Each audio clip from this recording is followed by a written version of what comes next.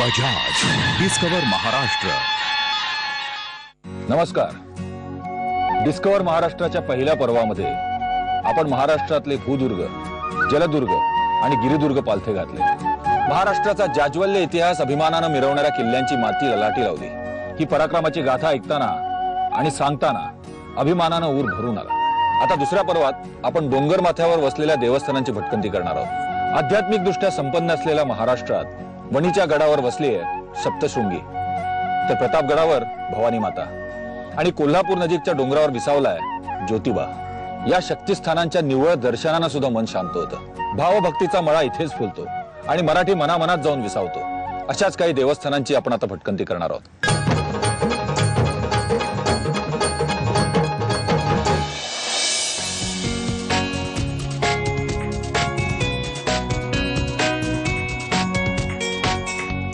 आता मी आलोय बजाजच्या शोरूम मध्ये, माझ्या लाईफ पार्टनरच्या शोधात.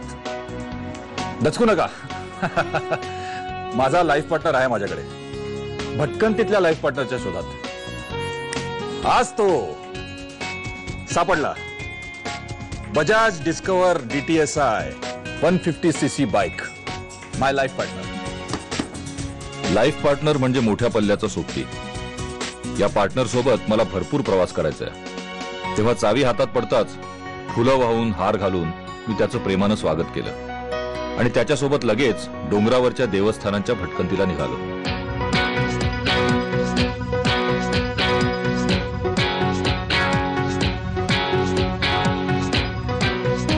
पुणे ते जेजुरी अंतर आहे 42 किलोमीटर, तर सासवड जेजुरी फक्त 17 किलोमीटर. तुम्ही म्हणाल मी असं रस्त्यात मध्येच का थांबलो? हो, मला अचानक एक गोष्ट आठवली आणि पुढच्या प्रवासाला निघण्याच्या आधी मला ती तुम्हाला सांगायचीच आहे. एक होता राजा आणि एक होती राणी. दोघांचं एकमेकांवर खूप प्रेम होतं. त्यांचा संसार सुखाने चालला होता. दोघांना एकमेकांशिवाय करमतही नसे. पुढे एकदा काय झालं, राजा कामानिमित्त बाहेर गेला. तिथे त्याला एक मोहना भेटली. दोघांची ओझरती नजरानजर झाली. राजाने तर तिचा ध्यासच घेतला. त्याला अन्न पाणी गोड लागेना. मग एके दिवशी राजाने मोहनाशी लग्नच लावलं. सवत घरी आलेले पाहून राणीची झोपच उडाली. झालं, सवतीमध्ये भांडणं सुरू झाली. राजा मात्र या भांडणात कधीच भाग घेत नसे. तो दुरून फक्त गमतीनेही भांडण पाहायचा, कारण त्याचा दोघींवरही सारखाच जीव होता. त्याला नेहमी वाटायचं दोघींनी कायम एकत्र नांदावं, परंतु असं कधीच घडलं नाही. राणीने सवतीला घराबाहेर काढली. काय मंडळी, आवडली ना गोष्ट? हो, ही तर आपल्या खंडोबा, माळसा आणि बाणाईची गोष्ट. चला तर मग या जेजुरीच्या खंडेरायाच्या दर्शनाला जाऊया. आणि या प्रवासात माझी साथ करणार आहे माझी बजाज डिस्कवर 150cc बाईक. नव्या पार्टनर सोबतचा हा पहिलाच प्रवास. बघा किती वेगात पटकन जेजुरीला पोहोचलोय. आता मी गावातल्या मुख्य चौकात आलोय. हाच रस्ता पुढे जेजुरीच्या मंदिराकडे जातो. मंदिराच्या वाटेत दुतर्फा सोन्याचे ढीग दिसत होते. सोनं म्हणजे खंडोबाची आवडती हळद. गाडी जेजुरी गडाच्या पायथ्याशी पार्क केली. गाडीवरून फिरताना घालायचं शिरस्त्राण काढून भटकंतीचं शिरस्त्राण डोक्यावर चढवलं आणि गडाकडे कूच केलं. विठोबाप्रमाणेच खंडोबा हे महाराष्ट्राचं आराध्य दैवत. कित्येक समाजांचं तर ते कुलदैवत आहे. त्यामुळे इथे आल्यावर खंडोबाचा जय जयकार ऐकू येतोच. खंडोबाचा जय जयकार झाला आणि खंडोबा दर्शनाची ओढ वाढली. खंडोबाला हळद खोबऱ्याचा भंडारा प्रिय, म्हणून पावलं नकळत भंडाऱ्याच्या दिशेने वळली. सर्वत्र हळद खोबऱ्याचा भंडारा, दिवटी या खंडोबाच्या आवडीच्या वस्तू मांडलेल्या होत्या. कधीपासून हे दुकान चालवतं? आपलं वडलोबारचं दुकान आहे. 20 ते 25 वर्ष झाली. अरे वा. मला सांगा, हे हा जो भंडारा आहे खंडोबाचा, त्यात हळद हा घटक प्रामुख्याने दिसतो. हळद आणि काही मिसळलेलं असतं? हळद आणि भंडारा व्हायसाठी कापूर मिक्स करतात त्यामध्ये. आणि ह्या ज्या नारळाच्या वाट्या दिसत आहेत, हो, त्या तुम्ही बाहेरून मागवल्या का इकडेच बनतात? ते बाहेरून येतात, कोकणातून. राजापूर म्हणून गाव आहे तिथून. राजापूरमधून. आता मला मंदिरात जायचंय, तर मला मंदिरामध्ये काय काय घेऊन जावं लागेल? इथं प्रामुख्याने खोबरं आणि भंडारा लागतं. ते सवाईच्या हिशोबात घेतात. 1.25 पावशेर, 1.25 अर्धा, 1.25 किलो. मला थोडं द्या ना.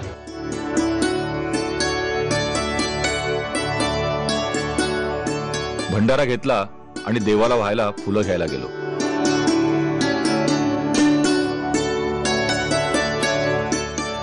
हे काय? दावणा हा दवणा कुठून येतो? शेतात येतो दवणेवाळ्यात. अच्छा, कशा करता वापरतो? देवाला प्रिय असतो ना मंदिरात देवाला व्हायला लागतो. खंडोबाला प्रिय. हा बर. भंडाऱ्याबरोबर दवणा घातल्याशिवाय खंडोबाची पूजा पूर्ण होत नाही असं म्हणतात.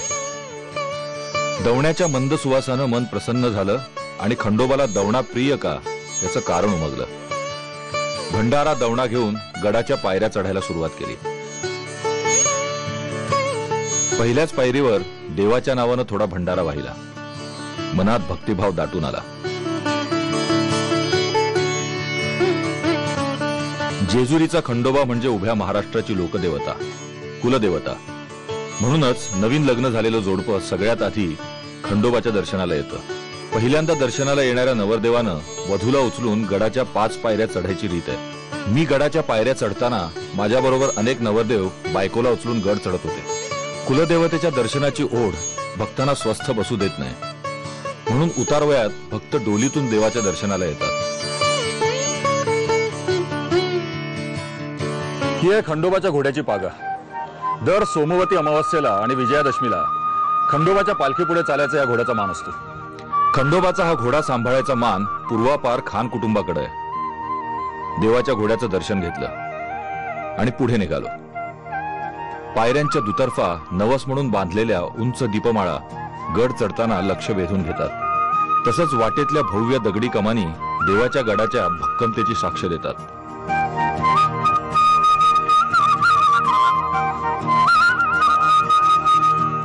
या भक्कम गडाच्या पायऱ्या चढत असतानाच अचानक आद्य क्रांतीवीर उमाजी नाईक यांचा तडफदार पुतळा समोर उभा ठाकला. पेशवाई बुडाल्यावर वेगवेगळ्या छोट्या समाजातून अनेक स्वातंत्र्यवीर पुढे आले आणि त्यांनी ब्रिटिशांना आव्हान दिलं. खंडोबा भक्त असलेला उमाजी नाईक त्यापैकीच एक. मी उमाजीच्या पराक्रमाला सॅल्यूट ठोकून पुढे निघालो. मी आता चाललोय बाणाईच्या मंदिराकडे. बाणाई म्हणजे बानुबाई, खंडोबाची दुसरी पत्नी. म्हाळसा वाण्याची तर बाणाई धनगराची. बाणाई मेंढरांना रानात चरायला घेऊन गेलेली असताना तिची आणि खंडोबाची भेट झाली. तिच्या रूपावर देव भाळला असं म्हटलं जातं. रूप दावून बानू गेली, स्वारी देवाची येडी झाली असं म्हणतात. या वेळापायीच देव लग्न करून बाणाईला घरी घेऊन आला. पण घरची लक्ष्मी असलेल्या म्हाळसाईने तिचा कधीच स्वीकार केला नाही. खंडोबाच्या आवडत्या राणीला असं आडबाजूला पडलेलं पाहून थोडं वाईटही वाटतं. पण अर्थात ते विधिलिखित होतं. कारण म्हाळसेचं स्थान बाणाईला मिळणं शक्य नव्हतं. म्हाळसेनेच खंडोबाला सांगून बाणाईला गडाच्या बाहेर स्थान दिलं होतं. पण यातही खंडोबाने एक चलाखी केली. त्यांनी बाणाईला असा वर दिला की भक्तांना माझं दर्शन घ्यायच्या आधी तुझं दर्शन घ्यावं लागेल. आणि त्यामुळे बाणाईचं दर्शन न घेता जर खंडोबा म्हाळसेचं दर्शन घेतलं तर खंडोबाची वारी फुकट. बाणाईला मेंढर प्रिय असल्यामुळे जे भक्त तिला नवस बोलतात तो नवस सफल झाला की बाणाईला दगडात घडवलेलं मेंढरू भेट देतात. अशा मेंढरांचा बाणाईच्या मंदिराबाहेर कळपच झालाय. वाटतं आता बाणाई बाहेर येईल आणि मेंढरांचा कळप हाकायला सुरुवात करेल. बाणाईच्या मंदिराच्या जवळच एक शिलालेख पाहायला मिळाला. हा शिलालेख शके 1617 मध्ये मल्हारराव होळकरांनी कोरलेला. होळकर धनगर असल्यामुळे जेजुरीचा खंडोबाच त्यांचं कुलदैवत होतं. शिलालेख पाहून मी हेगडी प्रधानाच्या मंदिरात शिरलो.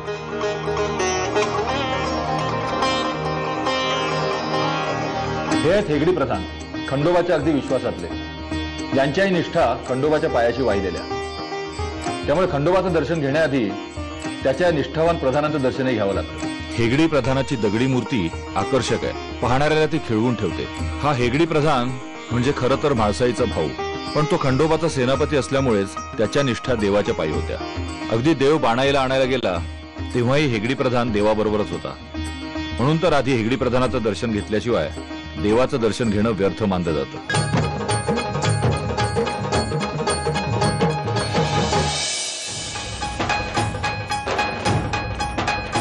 हेगडी प्रधानाचं दर्शन घेऊन पुढे निघालो. अनेक दगडी पायऱ्या आणि दुतर्फा दीपमाळा. अतिशय मस्त दृश्य. थोड्या पायऱ्या चढून आलो आणि थबकलो. एका लोकगीताची ओळ आठवली. त्यात म्हटलंय जेजुरीच्या 9 लाख पायऱ्या. म्हणजे 9 लाख पायऱ्या आहेत की काय? तसं नाहीये.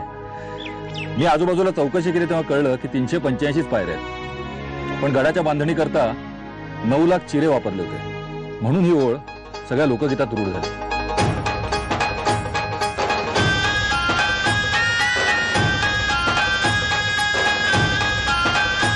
येळकोट येळकोट, जय मल्हार.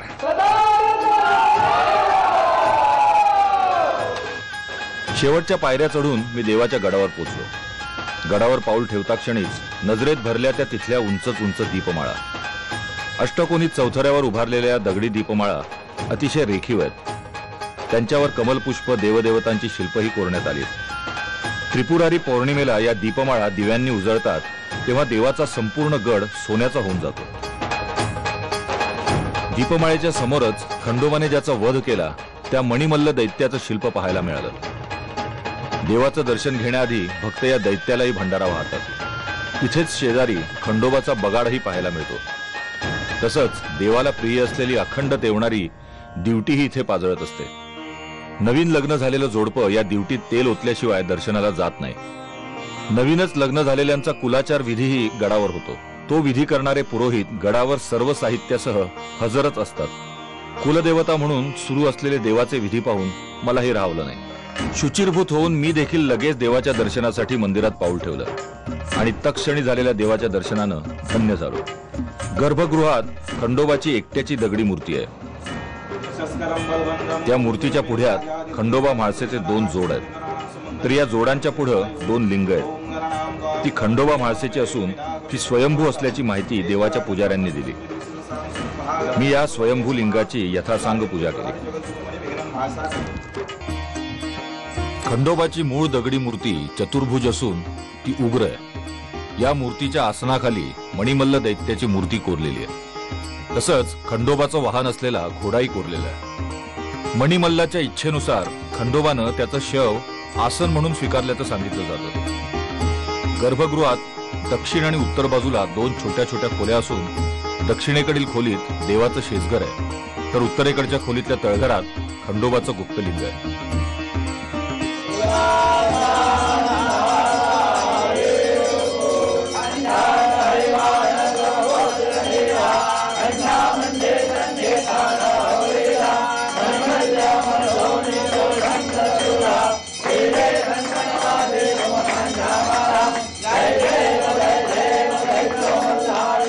आरती झाल्यानंतर पुजाऱ्यांनी खंडोबा प्रिय भंडारा माझ्या कपाळाला फासला.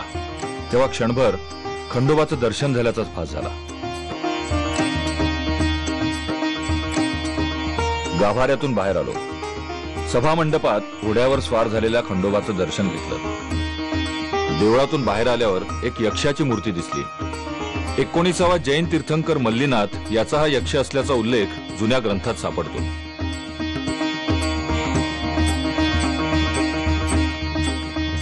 म्हाळसादेवी मंदिर. एका प्रचंड दगडी शिळेमध्ये खंडोबा पत्नी म्हाळसाबाईचा मुखवटा आहे. म्हाळसा म्हणजे पार्वतीचं रूप असल्याने गडावर खंडोबाच्या दर्शनाला आलेले भक्त या म्हाळसेचं दर्शन घेतल्याशिवाय गड उतरत नाहीत.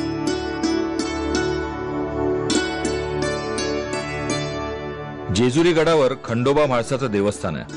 पण इथून जवळच देवाचं अजूनही एक ठाण आहे. हे आहे कडेपठार. जेजुरीला जरी खंडोबा आणि म्हाळसाईचं वास्तव्य असलं तरी असं म्हणतात की खंडोबा आणि म्हाळसाईचं मूळ स्थान म्हणजे गडाच्या पश्चिमेला असलेलं कडेपठार. आता कडेपठारावर जायला रस्ता आणि बांधीव पायऱ्याही आहेत. पण पूर्वी भक्त खाच खळग्यातून डोंगर चढत देवाच्या दर्शनाला यायचे. कारण कडेपठारावरच्या खंडोबा म्हाळसेचं दर्शन घेतल्याशिवाय खंडोबाची वारी पूर्णच होत नाही. खंडोबा जेजुरी गडावर स्थिरावला तरी त्याचं खरं ठाणं कडेपठारच. म्हणूनच गडावर येण्याआधीच पहाटे कडेपठारावर देवाच्या काकड आरतीला हजेरी लावली होती. मी पोहोचलो तेव्हा देवाचं दुग्धस्नान आणि जलस्नान सुरू होतं. महास्नान झाल्यावर देवाला भंडारा लेपन करण्यात आलं आणि काकड आरतीला सुरुवात झाली. पहाटेच्या शांत वातावरणातल्या आरतीचे गंभीर सूर थेट अंतर्मनाचाच ठाव घेत होते.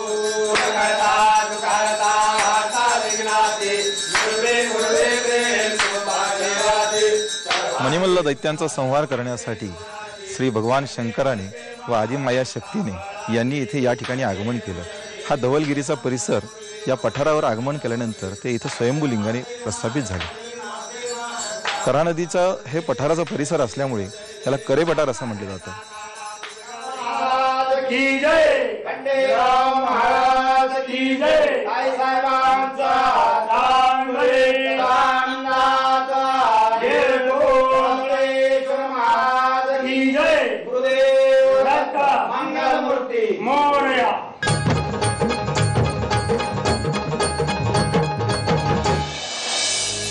गडावर असलेल्या या ओऱ्या म्हणजे गडाची खासियत.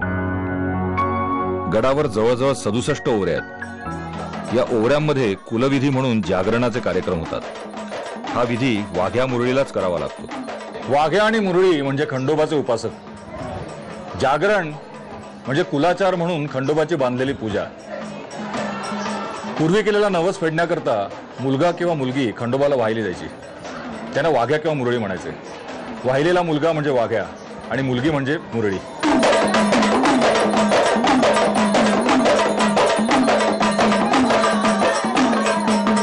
वाघ्याचे पण 2 प्रकार आहेत, दार वाघ्या आणि घर वाघ्या. दार वाघ्या हा खंडोबाच्या नावाने दारोदार भिक्षा मागून गुजराण करतो. तर घर वाघ्या हा फक्त उपचार म्हणून खंडोबाच्या सणाच्या दिवशी 5 घरी भिक्षा मागतो.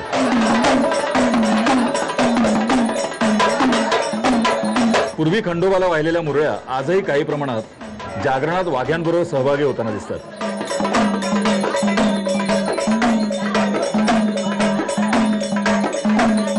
पण या मुरळ्या वयात आल्यावर त्यांचं शारीरिक शोषण होत असल्यामुळे वाघ्या आणि मुरळी या प्रथेवरच कायद्याने बंदी आणली आहे.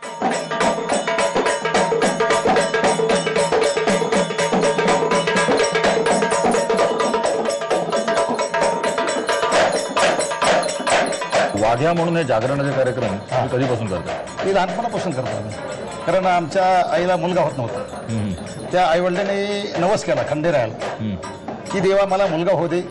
ती पहिला मुलगा झाल्यानंतर वाघ्या सोडल. बरं बरं बरं. म्हणून त्यांनी काय केलं की मुलगा झाल्यानंतर मला मग त्या कासोवरती वाघ्या केला आणि मला वाघ्या म्हणून सोडला. आणि योगानुसार मग आम्ही कार्यक्रम करायला सुरुवात केली.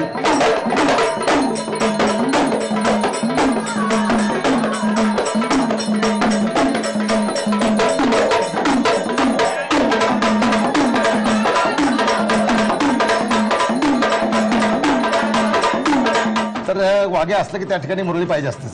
तर ह्या मुरळी आहेत. त्यांची आईला मुलगी होत नव्हती असं परंपरा आहे की ज्याला मूल होत नाही, मुलगी होत नाही, मग मुलगी झाल्यानंतर मुरळी सोडतात. पण ह्याला मुरळी सोडलेलं असतं.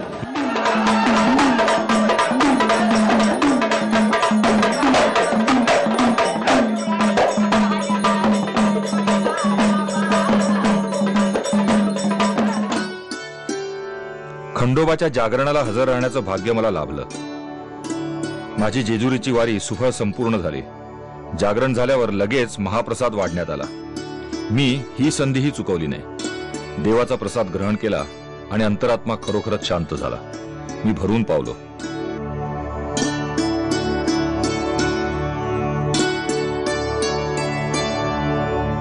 जेजुरी गडावर मला श्री मार्तंड देवस्थानचे विश्वस्त नितीन राऊत भेटले. त्यांनी मला देवस्थानच्या उपक्रमांविषयी माहिती दिली. आज आम्ही देवस्थानला भाविकांकडून मिळणाऱ्या देणगीतून एक भव्य असं 2.5 कोटी रुपयांचं भक्तनिवास उभारण्याचं काम आमचं चालू आहे. आणि 16व्या शतकामध्ये छत्रपती शिवाजी महाराज आणि त्यांचे पिता श्री शहाजीराजे यांची ऐतिहासिक भेट जेजुरी गडावर झालेली आहे. आणि त्याचं भव्य अशी प्रतिकृती, एक समूह शिल्प आम्ही 10 पुतळ्यांचं उभारतोय.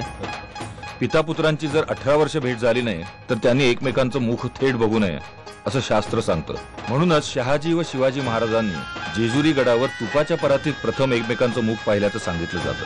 ते शिल्प कसं असेल याची आता मला उत्कंठा लागली आहे.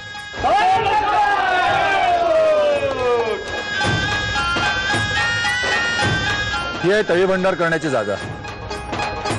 खंडोबाच्या साक्षीने भक्त स्वतःची दुःख उधळून स्वतःकरता आनंद मागतात.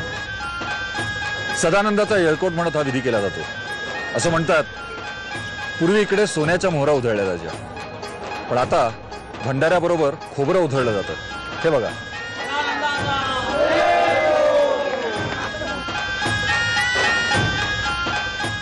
जेजुरीच्या खंडेरायाच्या दर्शनाला येणाऱ्या मंडळीमध्ये खंडोबा इतकीच खंडोबाचा खंडा बघण्याची पण उत्सुकता असते. 42 किलो वजनाचा खंडा म्हणजे खंडोबाच्या शौर्याचं प्रतीक आहे. खंडोबा हे नावच मुळी खंडावरून पडलंय. मात्र हा खंडा खंडोबाचा नाही. हा खंडा सरदार पानसे यांनी खंडोबाला 150 वर्षांपूर्वी वाहिलेला आहे. आता आपण एका हाताने खंडा उचललेला पाहिला. इथे चक्क मंगेश चव्हाण दाताने खंडा उचलणार आहे.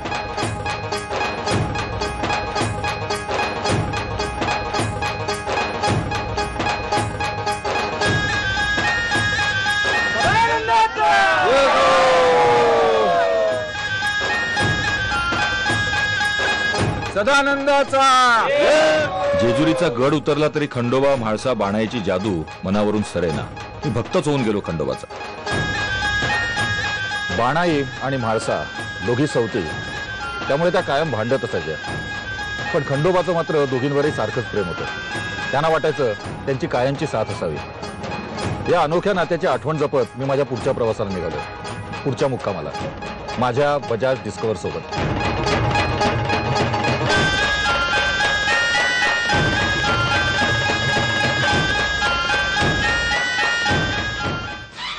बजाज डिस्कवर महाराष्ट्र.